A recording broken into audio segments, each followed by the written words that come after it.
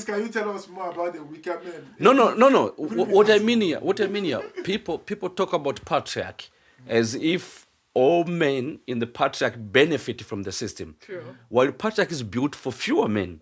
True. Fewer men are benefiting from the patriarchy, and the weaker men of us who are not on top of the patriarchy are actually also receiving certain ways, maybe not the same as women, but we are not benefiting from the patriarch system. So that's what And I was it's trying. even weakening the men the more Yeah. because they are not. Yeah, so that's what that's. No. I'm not a feminist, but I'm interested in this topic because I'm all for equity. Tell us what we African youth can do to be progressive. I'm coming there. I'm coming there. So I had 2 points more. That was the first point about the construction, and it brought us to a very good discussion. The second one, you spoke about data, and this is so. I had a conference in Nairobi last year. Was called Utadu, Will You Do? And it's a really nice conference organized by young Africanists who works in different, from artists in academia, like me working in cities, urban planners, or we met in Nairobi, some from South Africa, from Nigeria, from wherever. And we had really intense discussion on these issues because, and me particularly, for example, there is no field that I'm so critical than urban planning. Okay. What is it planning? Mm-hmm. What are we planning? And the same question, so I want to bring this point, the same question, what data? Who collect those data? And because when you collect data, you already put these parameters. Maybe you have an hypothesis.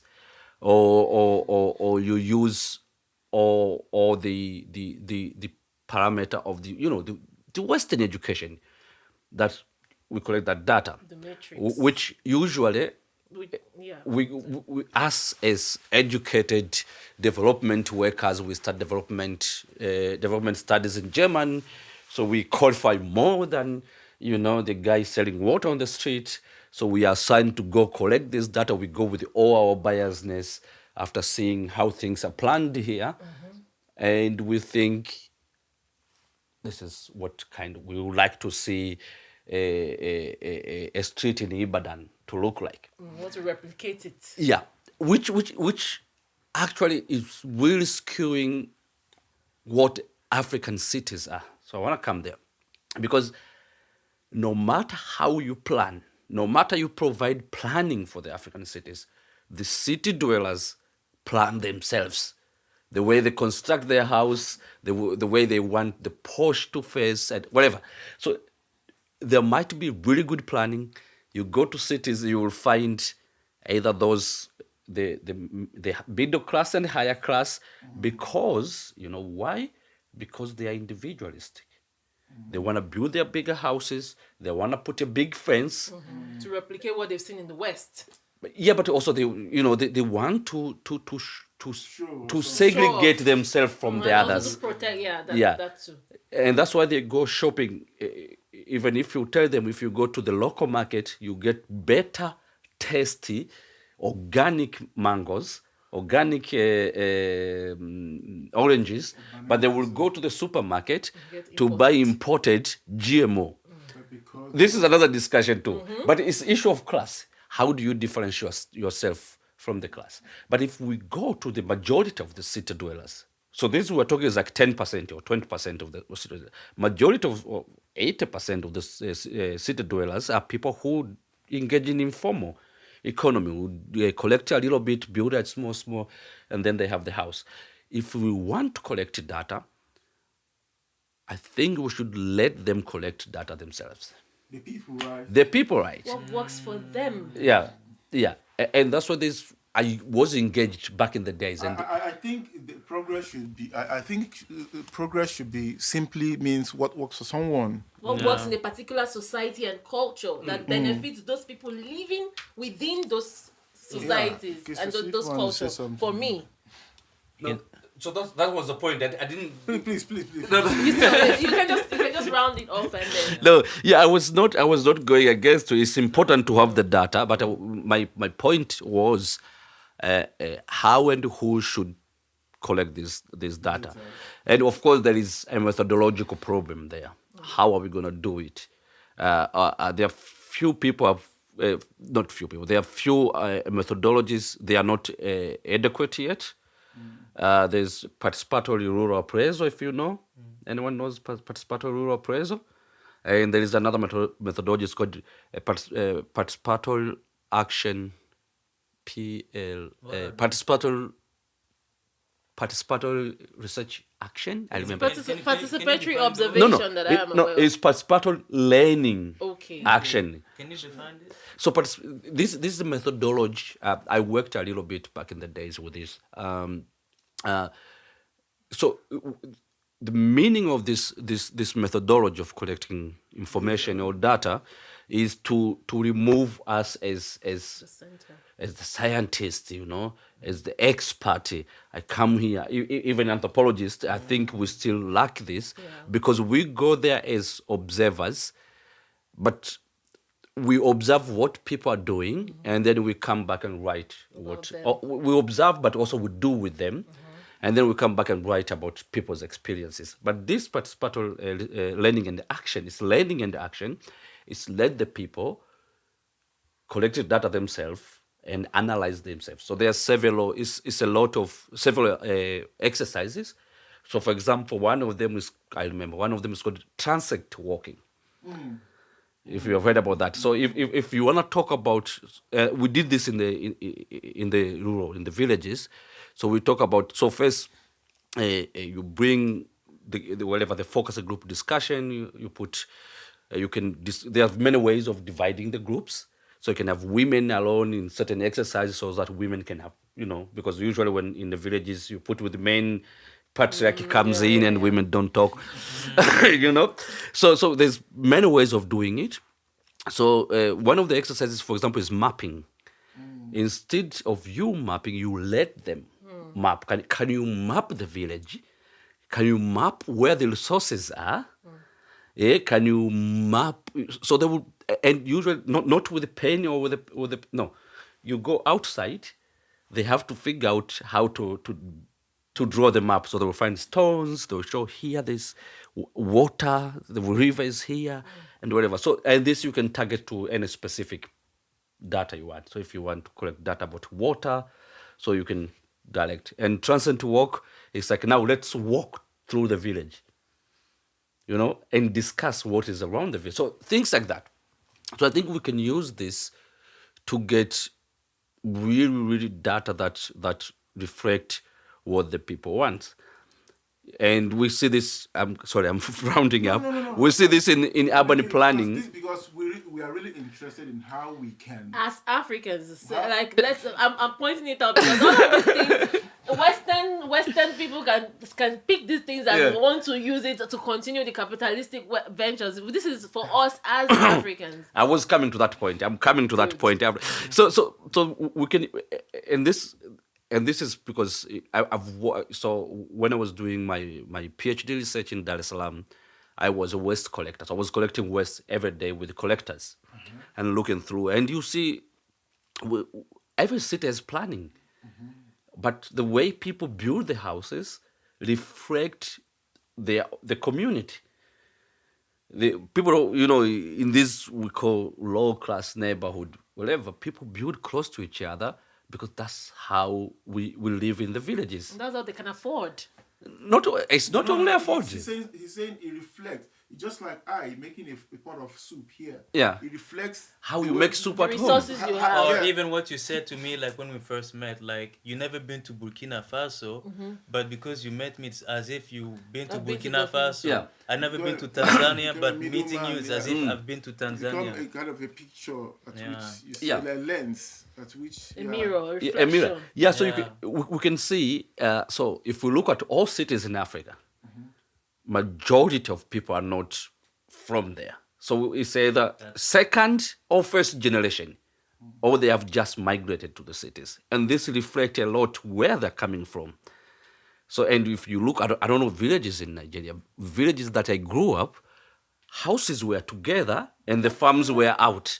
So houses were very close to each other. Everybody knew each other. Everybody knew the neighbor. You wake up in the morning, you get out, you see your neighbor over there. And then suddenly, these people come to the city, or suddenly I move to the city, and you want me to have my house with a wall, or my house far away from the Fenced other. and gated or something. And that's why this planning they are putting, people don't do them. People still reflect like, oh, my neighbor is doing that way, I can do this way, I can do, to some of these things are complicated. So I want to come back now to your last question. Maybe you wanted to add something. No, just address that the Okay. Western, the Western way of coming to infiltrate, or like all of these things you've pointed out now. It's I feel like this was the way Western colonialism was able to steal a lot of things and colonize us, and now go to replicate some of those things in their own culture, right? And take credit for it. But now, as Africans, and we are saying, when it comes to development or progression, we should learn from the mistakes of the past and not replicate exactly the same thing that we are seeing just to prove that we are developed. So because there's Victorian building in maybe Lagos, it has to be replicated in, say, Ibadan. Or having a nuclear power center. Yeah, you are not looking at, okay, what is the thing what is the natural way of generating electricity? Solar. You know what's funny? I'm gonna add something about the solar. Like I was mind blown when I learned that stat that Germany, which is a country that doesn't have a lot of sun compared to most African countries, save more electricity from the sun than all of African country combined. And we have enough solar energy. Like it's mind blowing. We have enough solar energy, but because we still have this skewed way of measuring development and progress. Think it's not about pointing some of these things you said, just like saying Germany. We're able to manage what they have, or what they even have in little quantity. We that have it in abundance, how do we maximize what we have? I think this is a very big question, because it's very easy to point an accusing finger on something. We that have this thing, what effort are we making? Judy, I'm not going to be afraid of somebody stealing our ideology or ideas to better themselves, but we have to say the truth.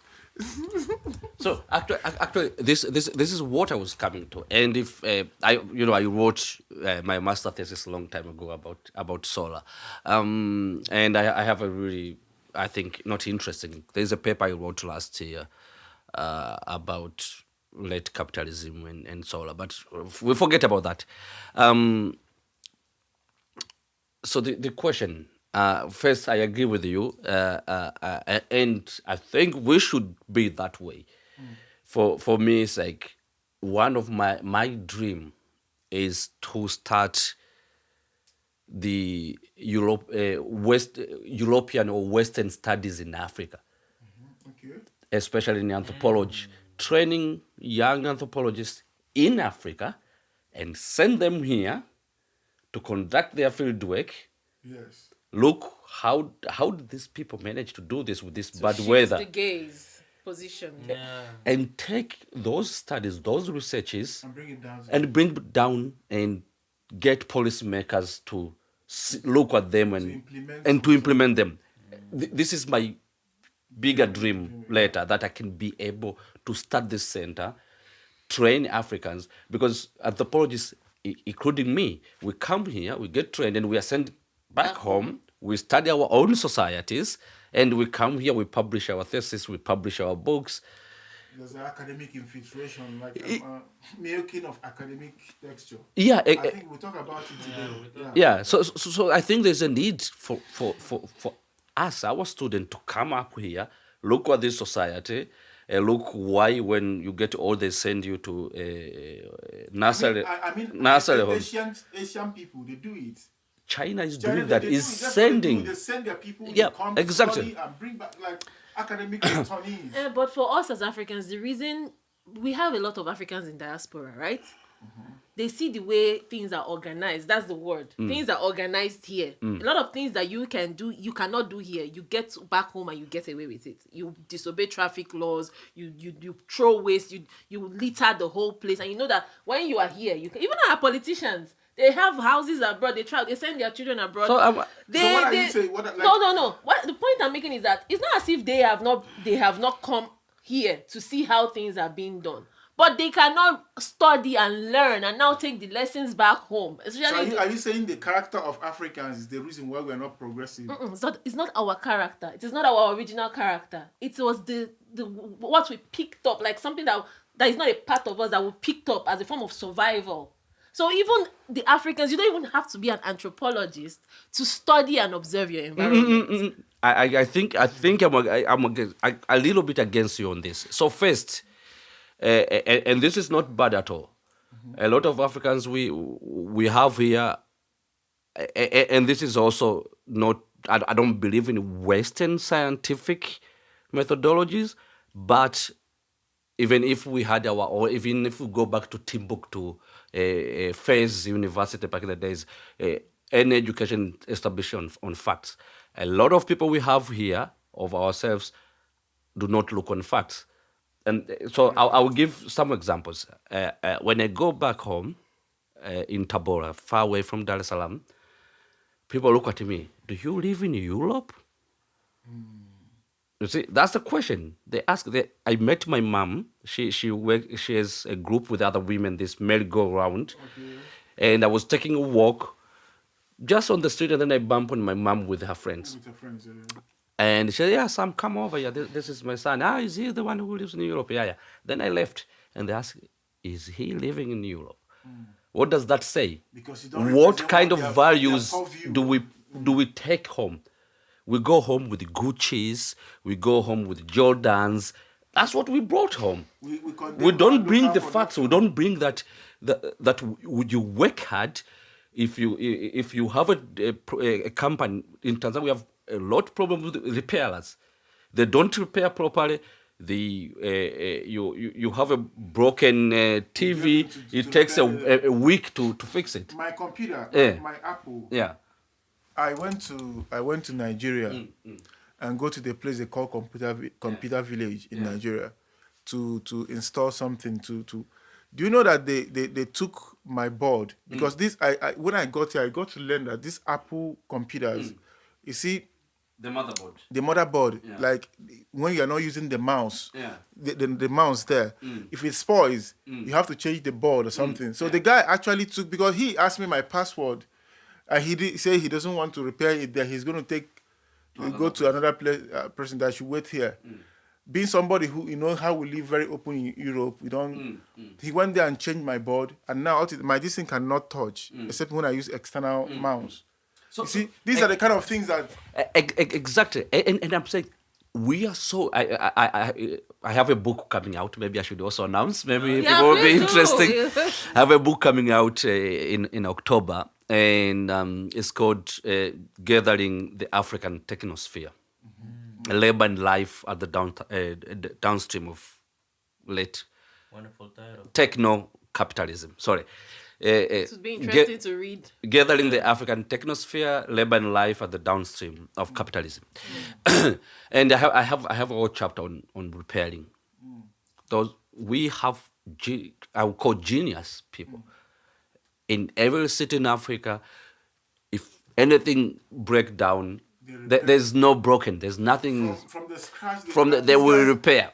This place I mentioned in Nigeria, Computer Village. Yeah. Anything that you cannot do in Computer Village, forget it. Forget about it. It's dead. Exactly. So am I Well, of course, you're not wrong. So what I'm trying to say here, we have these ingenuity ways, but what I think we are lacking, and this now comes to answer some of the question about youth and in progress, we. This is my experience. Probably it's not everybody else's experience. I don't want to generalize. We are lacking some ethics. Like you take your computer and somebody skip something. Took something. Or in Tanzania usually they say, okay, leave it here, come at 6. You come at 6, come tomorrow. You come tomorrow, come tomorrow. You know, come tomorrow, come tomorrow. And I think these are the things that's first are holding us back. And why do they do this? Because once you leave, another person come who they can fix fast and get the money. And then so they keep pushing you away. So I think, especially for us who are in Europe, and we have, diaspora is not one group. And this we have to remember. It's not one group. We are so many with different ways how we came here, what we do here, and how we see the world. So when people talk about diaspora, usually I'm like, it's not one group. We have people who goes back home, they buy Jordan. I'm not talking about your Pumas, I can see there. You know, they come with the Gucci bags. They go back home, they rent a big car for 2 weeks when they're in holidays, and then they come back to Europe. And it's not broke. And it's not bad to dishwashing, and they go back and dishwashing. So that's why everybody back home, when you're in Europe, they think you pick money from the tree. Because how we go home when we have portrayed. If you find me here, we promote the Europe as we go home. As we go home, give it more upper hands. Make people believe that Europe is heaven. Yeah, of course. And we don't bring the ethics. That's what I'm saying. There are a lot of things I don't agree with this society, but there are things that would be beneficial for us young people who are here to bring home. One of them is like work ethics. Work ethics. Yeah. Being prudent. You know? Being sincere enough. Being sincere, honest. Integrity. I think, you know, we can talk so much bad about these guys. But there are so many good aspects as well. There are so many good aspects we can. Of course. I would say, I was having a conversation with my partner, and I said, you know, in America, when you see how, let's tell ourselves the truth. We were colonized, yes. You know, we were stolen from, but someone steals something from you, and you see how the person is even maintaining it, and you're even tripping. You're like, like this person is using it well. Do you understand? So, but us as Africans, why don't we also emulate those? It's not like we don't have those characters within us. We made an argument with Kiswesi this morning. He was saying that we are intelligent people. But I told him that it takes an intelligent person to steal from an intelligent person. Still like an artist. That's you know what I mean? Because, but let me say something as well. I made this kind of argument with somebody talking about the ethics, the sincerity, rule of law, fearing of the law, respecting the law, that we should also take this. But somebody was saying that here in Europe, there are a lot of people who want to steal, who want to commit crime. But because there is an enabling environment provided by the government, which you know that when you do this, you'll be caught.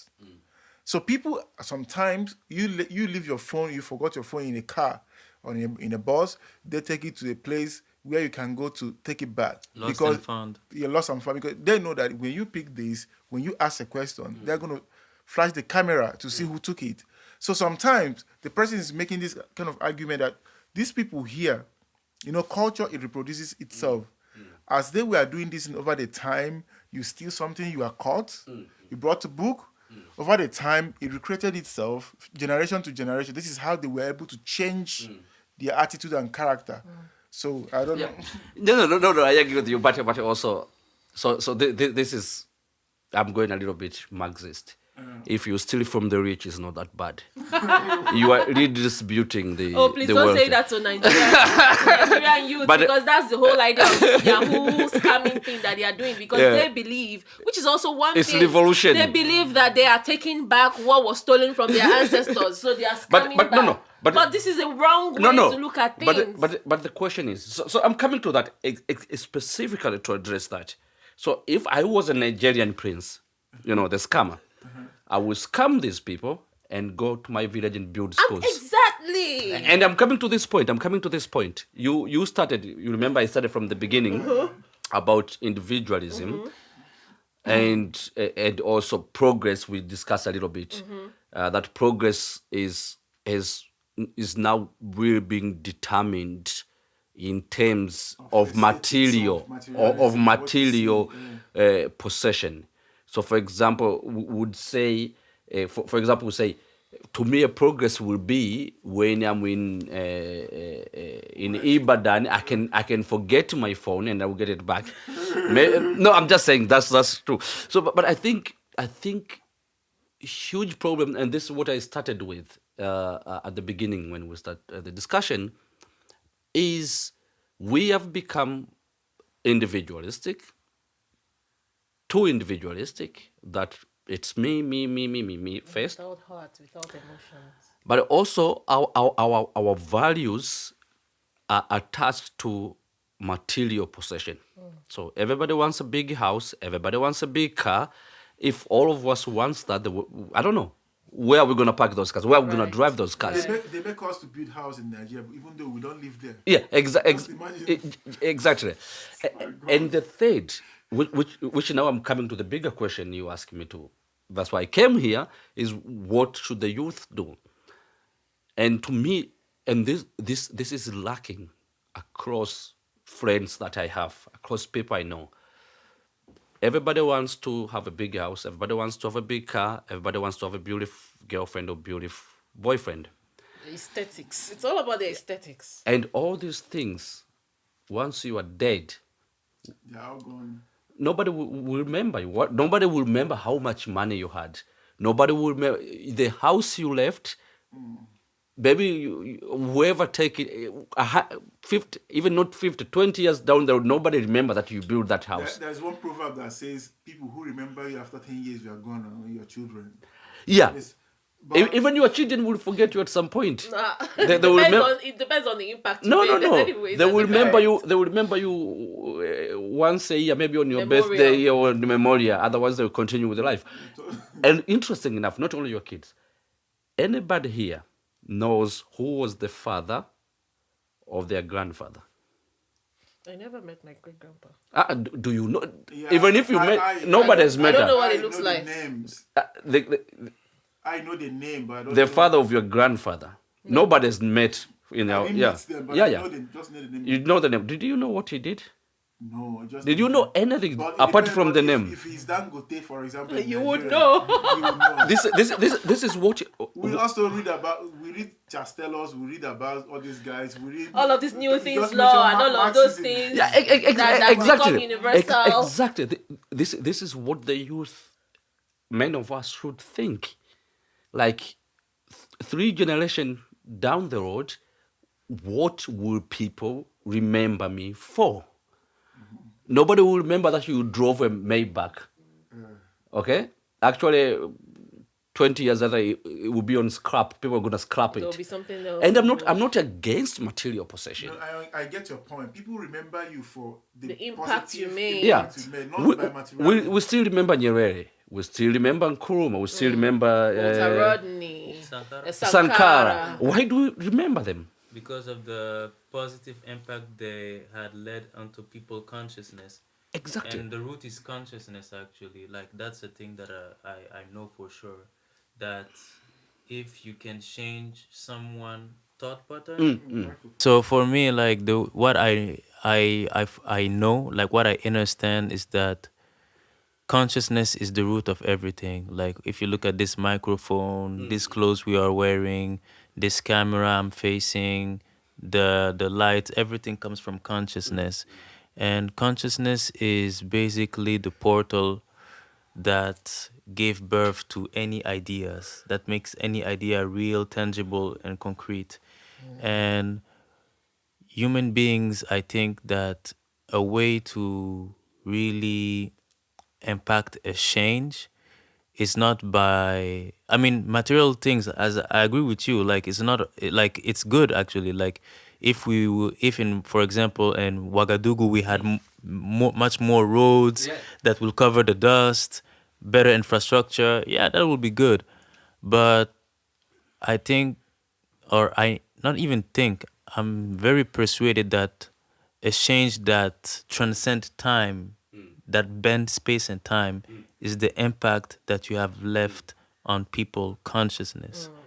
sorry, I would like to say, like the way we talk about Newton's law and all of these people, all of these Western ancestors, and then we use them to solve equations, physics, and all of that. Let us also have African scientists. It doesn't have to replicate Western science that is indigenous, like, or unique to our society. Let us also have more of these people that innovate things, African innovators, visionaries, that would say, okay, I am much more of the people. This thing I am innovating is for the people. Like, let's be more altruistic. Because most forms of altruism or philanthropy is always, at the end of the day, still based on there's some selfish agenda. Like the giver and the receiver. Yes, like there's still some selfishness attached to it. Like when we had this course, and they were talking about NGOs and how lots of people are even beginning to scrutinize NGOs now, where people will start up NGOs and it's supposed to be non-governmental organization and it's supposed to be for doing something philanthropic in the society, right? Mm-hmm. But at the end of the day, you realize that they get a lot of fundings, they get a lot of grants and all of that, and then nobody scrutinizes them. They embezzle all of the money because we don't have these morals, this like, that you don't even need anybody to check and balance it, but deep inside of you, that this thing I am doing, if I don't do it well, it would affect my children and to affect generations to come. So you feel responsible for even generations that are not born yet. And that is the highest form of altruism for me, for the youth. But when we are so much more individualistic, without emotions, without heart, you build things that don't even consider the humans that you are building them for. You just care about the money you are getting from them. Even if it's going to kill them, even if it's hurting them in return, you don't care because you just want to make your name as the richest man. And like everybody's now wanting to be like Jeff Bezos, Elon Musk, and all of this. They want to make some Forbes list. They want to become the top, the richest, the this, the that, the best. Everybody wants to win awards. Everybody wants to be recognized. Then what? That's the point I'm making. But that should not be the focus of our progression or the way we. The first thing you said, I want to react on it. Okay. Nobody told you not to make an impact, because you said something about we are used Isaac Newton, we use this and that. From a historical point of view, you know that these Westerners, the only thing they used is because they were able to start record keeping. They were able to write out things, quotations, ideas, and people can now have something to leverage. They were able to do these things because they were not under pressure. Now, let me give you an example. Professor has said that he wants to make an impact as an African. Which we support. That he wants to go and start a chair there where he will send some students to come, just as the way we do or we have done. Yeah. Now, nobody is holding somebody from doing this. You think? For example, let me give you an example. I started music production, doing engineering, watching through YouTube before many years. I could say, okay, because I had internet then and I could switch to YouTube and watch all these things. I never saw any Africans, except from Black Americans, who do all these things. Okay. But when I came to Europe, I also do this kind of teaching of how to do mixing and mastering, sometimes on YouTube. Even I saw one Nigerian making a commentary, said, oh, thank God I see Afrobeat producer who uses Ableton, who uses Luna. Okay. Do you understand what I mean? So there are a lot of people who want this kind of a thing or who do these things, but nobody is doing anything. Okay, let me comment on that. I recently conducted field work, and then one of my interlocutors that I interviewed, who happens to be a professor at the university in Nigeria, and then I was asking, why are we, like, in the aspect of wellness, why are we not progressing? Why are we still replicating the Western ideology of wellness, which is orthodox medicine, right?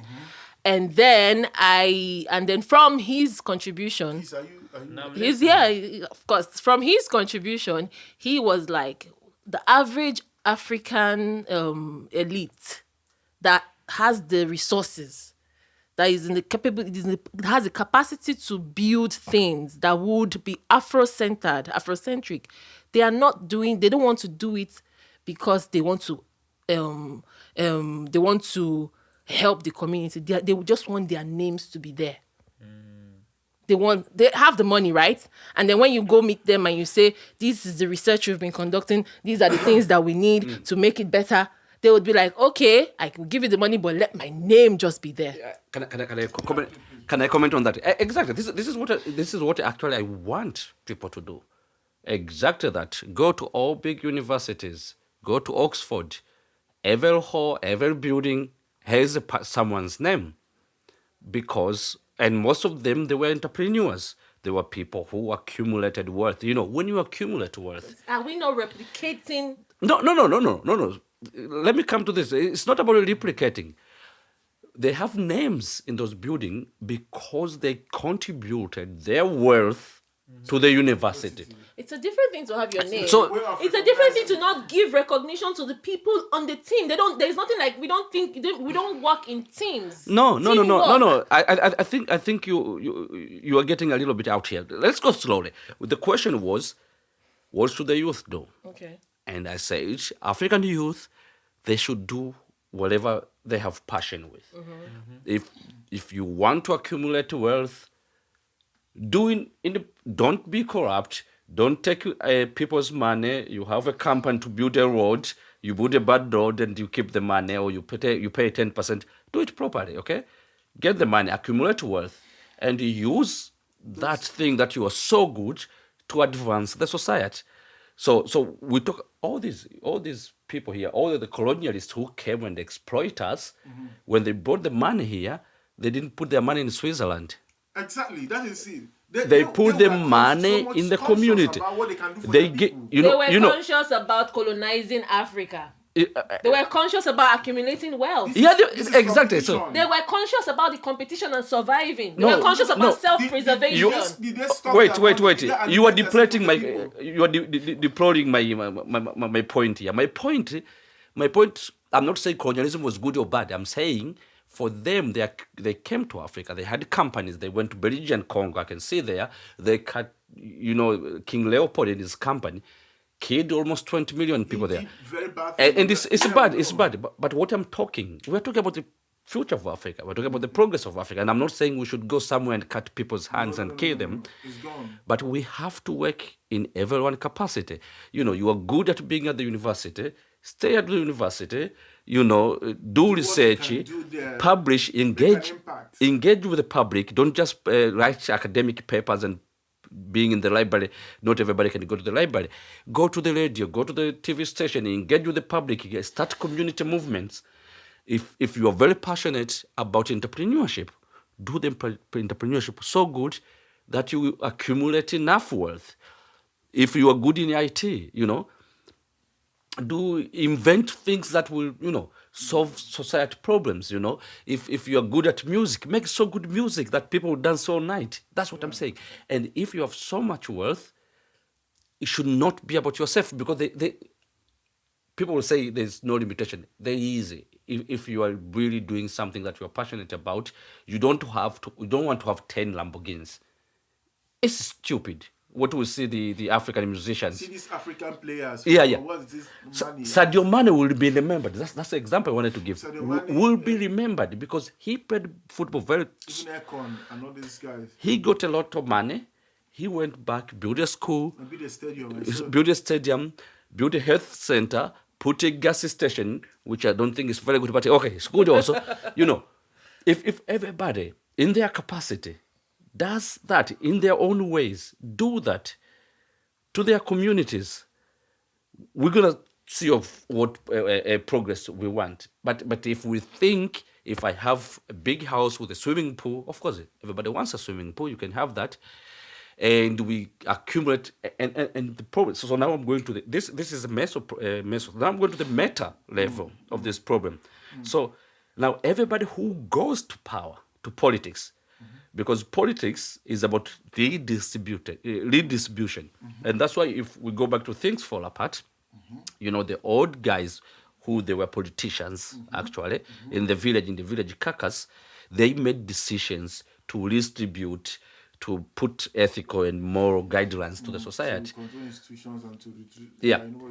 But the problem now we have all the people who goes to politics anyone who go to Are politics, the graduate of all these stuffs. Yeah. they want to accumulate it. It's Yeah. like politics is where you accumulate. They don't wanna, if you have a chance, to become a member of parliament, you have a chance to live forever. And this, usually I tell people, this is my religion. I want to live forever. I want people to remember me like how we remember Mandela. Jesus Christ. Forget about Jesus.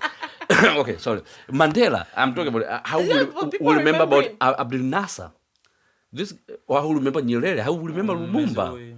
Yeah. So basically, based on what the impact you made in the society. The impact you made on the society. And of course, you can accumulate money, you can have a swimming pool, you can have... But why do you need 10 Lamborghinis? Greed. It's greed and capitalism, the transient of capitalism. Yeah, so and that's where individualism Stemmed from. It wasn't an intrinsic nature of Africans. That's my point. I'm looking at it from a sociocultural perspective and a holistic approach. It wasn't. We were always communalist in nature. We always, we always catered to each other. Then crime rate was not this high. We, like they say, it takes a community to raise a child. That's an African proverb, because one child is a community's child. When you see the child going astray, you see other people calling the child and saying, no, don't do it this way, do it that way. And then we had more, like, people were more, they were more in tune with the environment. They were more ethical. They had more empathy. They had more human connection. But now we don't have that anymore, because everybody is about, whatever it is I can get for myself. But now my point is the fact that we were always this way, and now we are no longer that way.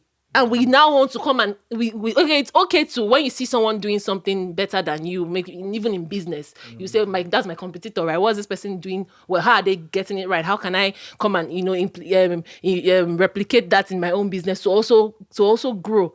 But it has always been inside of us. Like Keith uses the word tap in. It's already in our DNAs to be progressive. It was always there. But we were uprooted. We were pushed out from that trajectory, from that lane, and now we are operating on a completely different OS. When something is in your DNA, do you know what it means? Yes. It means that even when you are pushed away, you can repush yourself in, because it is in your DNA, isn't it so? But it will also take a lot of work. Everything is work. It needs works, and it also needs guides, and for me, a way to really reconnect yourself to the quintessential. Quintessential. Anyhow. Forgive my pronunciation, but that African that was the builder of great civilization, great inventions. You have to know your history. And when I look at, for example, my country, a lot of youngsters, they don't know their history. They like the historical memory, the historical heritage is like a wasteland that they distance themselves from. And I was even having a conversation with a friend of mine, like an African, and we were talking, and I mentioned the word melanin, and then he stopped, like, what is melanin? And I was like, you don't know melanin, you black man, like darker than me, you don't know what's melanin. I know melanin, but with another language. There is a cognitive dissonance amongst the youth. But another language. Maybe in another language, because we were also talking about the other time, like, when you were in Ibadan, and like your friend was making this website with all of these plants in Yoruba, and you didn't know the word of clove in Yoruba, and then you learned it was konofro. Clove is conofero in Yoruba, yes. Conofro. So maybe, but the point I'm trying to make here is that if you have a disconnection from your historical heritage as a individual, like in this modern world, you're misled. Like, because the way I see history, I don't know from which scholar I have this perception, maybe Sheikh Anta, but history is like a relationship of a baby to her mother, linked with an umbilical cord, because it's through the awareness of what has happened that you have a clearer perception of the what is, and from this perception you can project yourself in the future. Like I think it's Professor Kaba Kamene said, like, history is like a slingshot. You put a rock in the sling, you pull it back, but you don't stay back. You let the rock go so it can project itself in the future.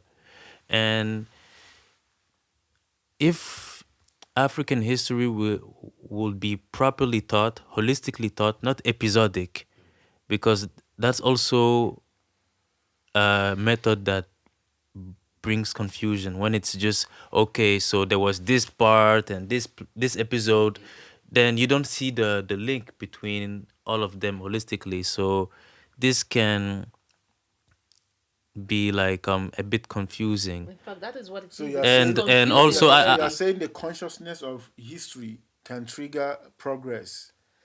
I'm saying that if one studies his history holistically from the beginning until now, then one acquires a consciousness built in stone, a strong consciousness which will fortify his mind and his character. And from that mentality, you can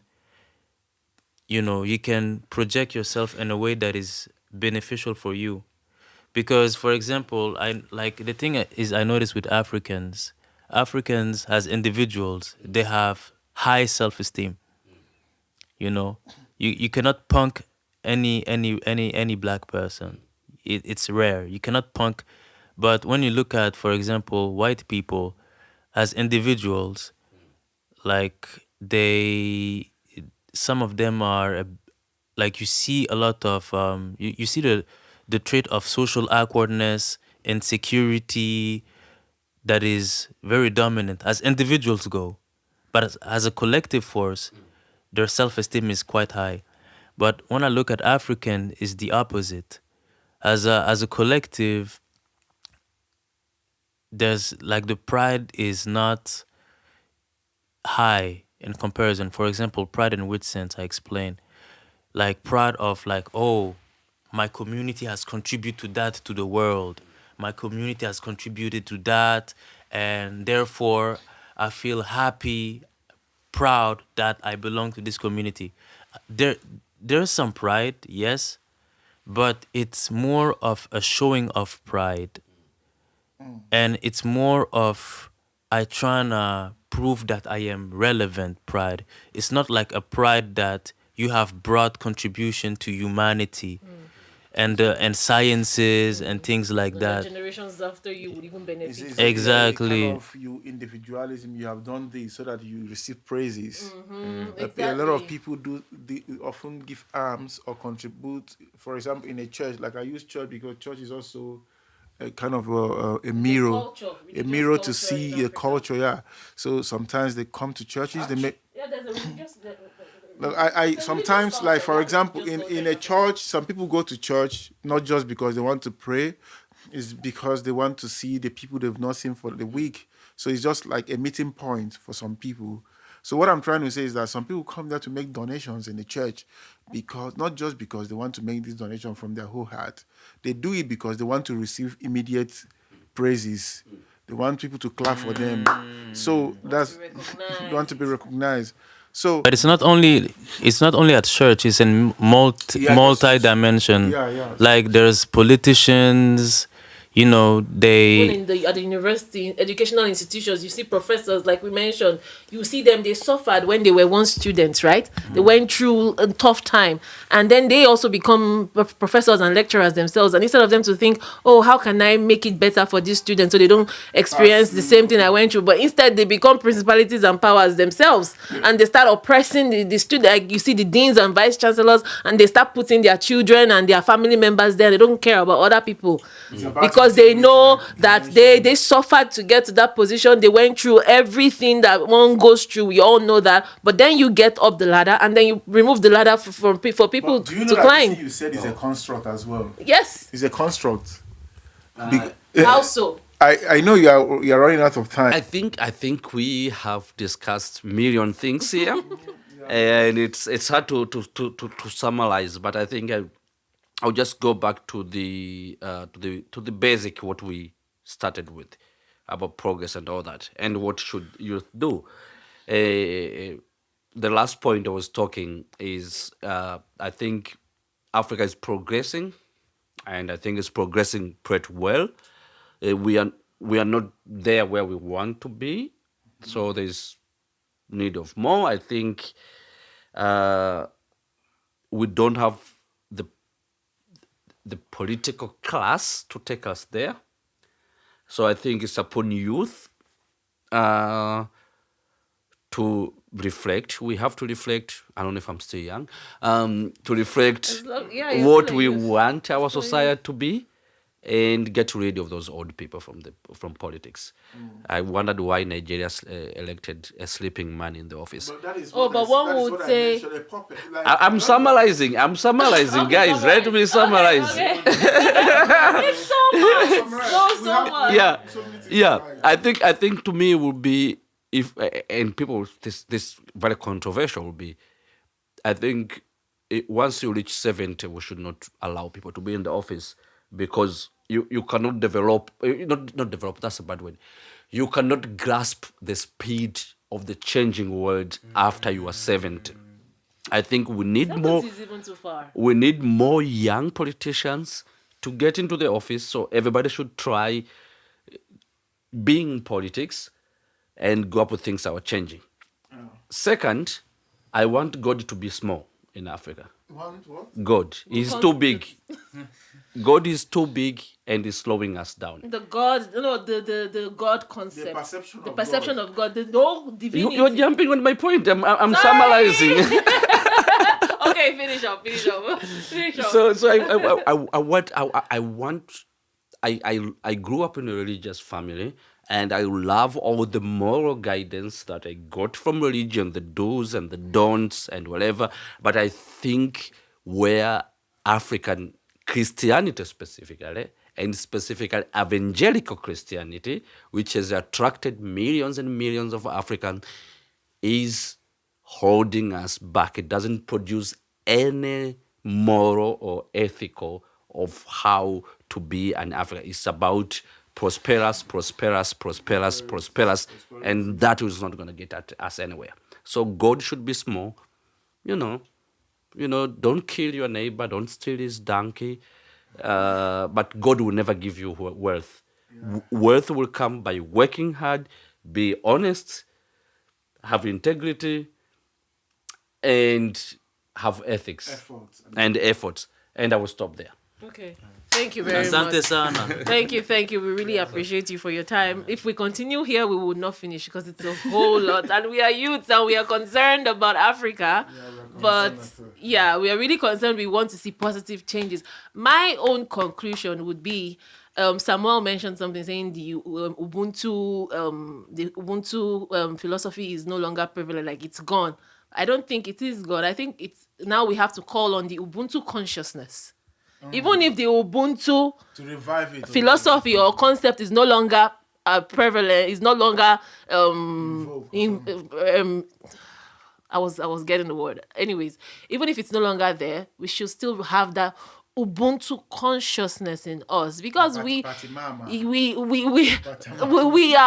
Ubuntu is an African word. Pachamama is from the North, the Native American. So we should have this consciousness that I am African. The same way an American will say I'm American, or an European will say I'm European.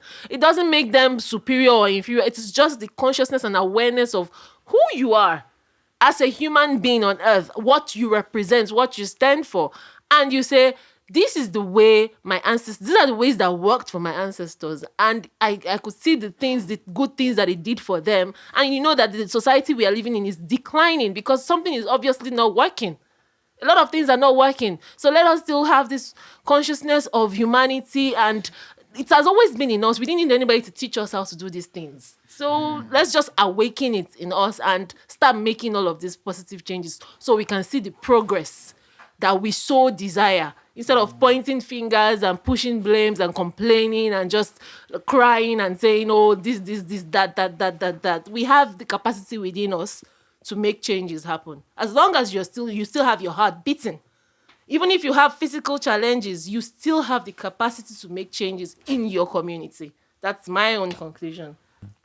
In conclusion, I can say, like an old soul said, the highest human act is to inspire, and let's do our best to inspire ourselves to be better, to do better for the betterment of our community. And in doing that, let's know ourselves, let's master ourselves, and let's work together for a better Africa, for our children, for our grandchildren, and so on. Let's be the best version that we can be and pass the baton to the next generation so they can surpass us, exceed us, and also contribute to this vision that we have. I really know that if we do our best, our life will be the roadmap that will inspire the others to follow the same way, the same path. Yeah. As for me, I believe there is a lot of progress underway, but also we also need to do more. Africa is big. Africa, in terms of in every sphere of life, and to whom much is given, much is expected. So I believe the awakening of African youth is not far-fetched. As we keep on making these efforts, and the whole lot of Africans who are talking about who has Africa at heart, we keep making this kind of efforts. One day, we'll spike up the light or ignite more flames, and the progress which we really want or desire, we will get them, and we will be happy with ourselves. That's it. Yeah. So, Okay, that's thank it. you guys for tuning in. See you. Bye. Yeah.